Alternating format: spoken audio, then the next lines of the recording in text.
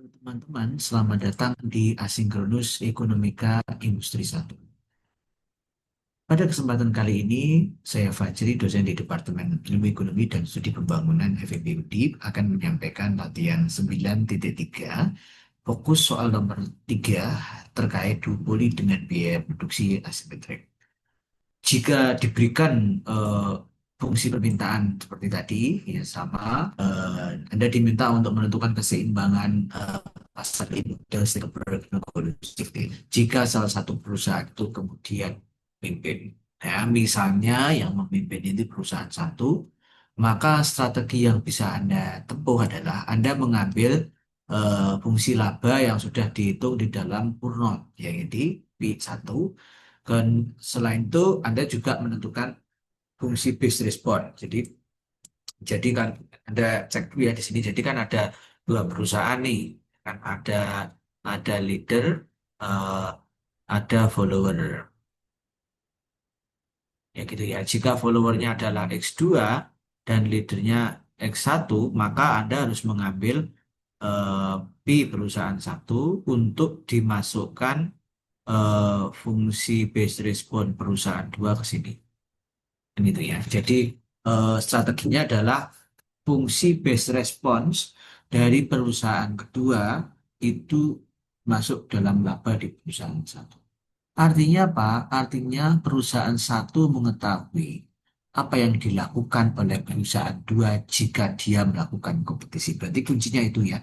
Kuncinya adalah ketika lawan kita mengetahui strategi, maka strategi itu harus diperhitungkan di dalam biaya kita, ya, biaya peluang kita, gitu ya. Yang pada akhirnya nanti kita bisa punya strategi lebih awal, yang kemudian kita sebut sebagai first mover advantage, kan gitu ya.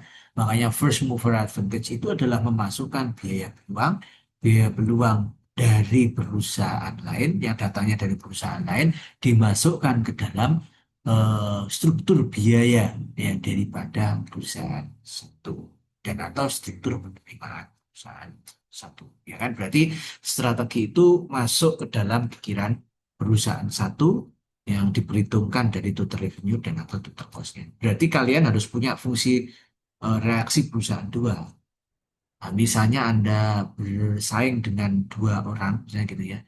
Ketika Anda ingin unggul, berarti Anda harus mengetahui strategi apa yang dilakukan oleh perusahaan lain atau dua orang yang lain tadi. Nah, itu ya. Jadi itu adalah analogi umum yang terjadi di dalam kasus sehari-hari. Nah, karena ini hubungannya dengan data, maka ekonometrisian harus mengestimasi berapa kemungkinan fungsi permintaannya, kemudian fungsi biayanya bagaimana. Nanti setelah itu kita perhitungkan kemungkinan-kemungkinan yang bisa dia lakukan pada saat bersaing tersebut. Baik, kita akan lanjutkan ke soal ini. Jadi kita harus punya dulu Pi1. Nah, Pi1 tadi kan sudah kita hitung ya teman-teman ya. 95 X1 min 0,5 X2 X1 kuadrat min 0,15 kan. Jadi kita sudah punya ini. Jadi step yang pertama kali itu adalah satu, ambil, oh ya sorry, ambil fungsi laba perusahaan satu. Ya, jadi ambil fungsi laba perusahaan satu, itu berarti P1 sama dengan 95 X1 min 0,5 X1 kuadrat min 0,5 X1 X2. Seperti ini. Kan? Nah, setelah Anda ambil ini dan fungsi reaksi perusahaan 2. Jadi Anda mengambil fungsi laba dan fungsi reaksi perusahaan berapa tadi?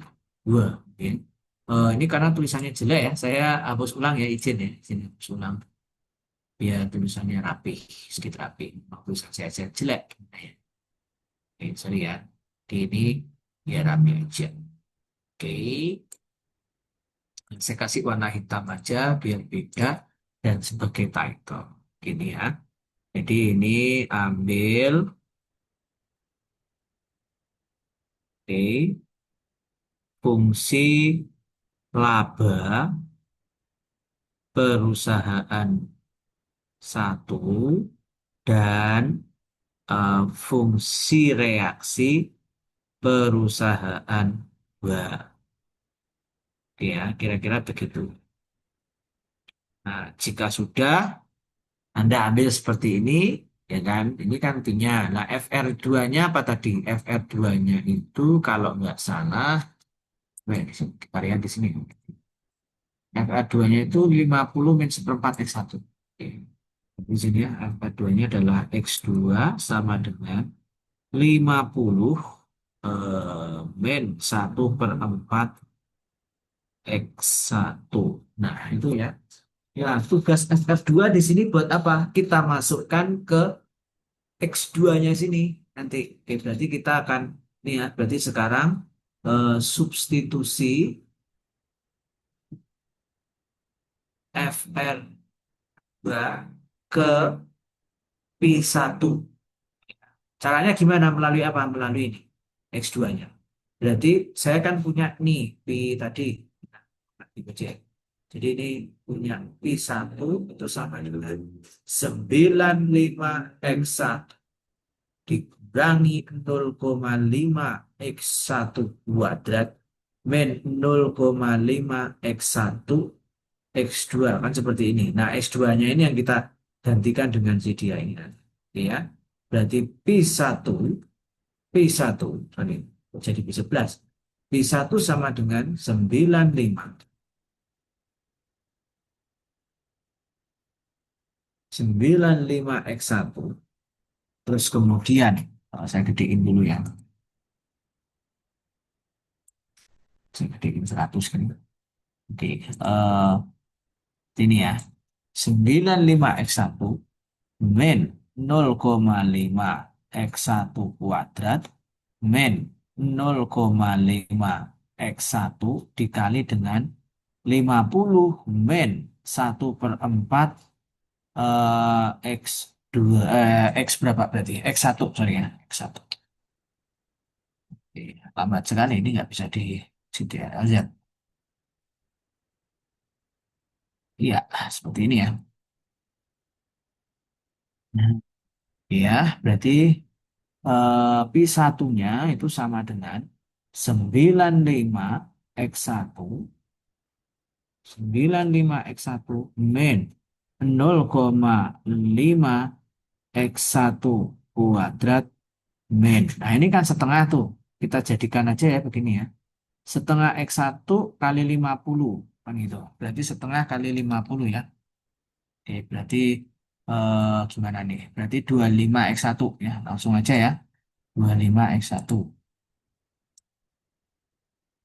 25 X1 min. Ini setengah kali ini menjadi plus 1/8. Betul ya? 1/8. Karena setengah dikali seperempat kan 1/8 ya. Oke. 1/8 X1 kuadrat. Nah, seperti ini ya. Oke, 1/8 X1 kuadrat. Nah, coba Anda jabarkan lagi nih.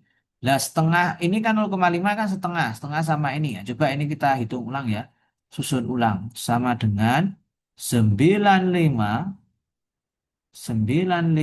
X1 min setengah daripada X1 kuadrat min 25 X1 plus 1/8 X1 kuadrat seperti ini. Berarti P1 itu sama dengan yang bisa kita hitung kan 95 sama ini. 95 kurangi 25 itu berapa? 70 ya. 70 X1 minus, nah ini, setengah dikurangi 1/8. Berarti tinggal berapa nih? Setengah ditambah 1/8. Nah, berarti kan 8 ya. 8 bagi 2 ini 4 min 4 min 4 ditambah 1. Berarti min 3/8. Berarti ini adalah min 3/8 X1 kuadrat. Jadi ya, kira-kira begitu ya. Laba maksimum, nah, gitu kan. Berarti Anda cari ini syarat maksimum minimum.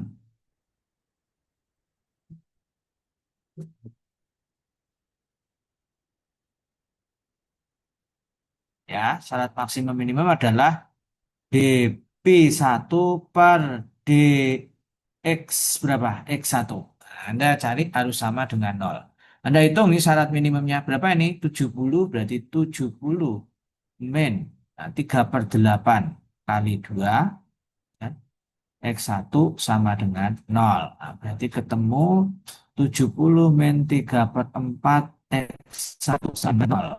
Berarti 70 sama dengan 3 per 4 X1, maka X1-nya sama dengan 70 dikali 4 per 3. Gitu ya. Oke, berarti saya punya 70 dikali 4, berarti 280 ya. Benar ya? 280.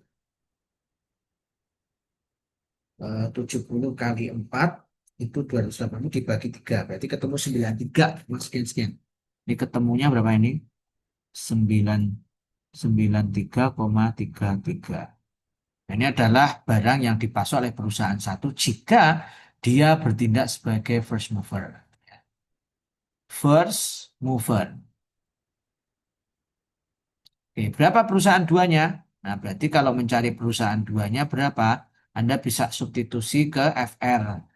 Dua kan. F2-nya adalah X1, X2, sorry, X2 sama dengan berapa tadi ya? 50 ya, 50 dikurangi seperempat X eh, 1 ya. Berarti di sini ketemu, mari kita cek.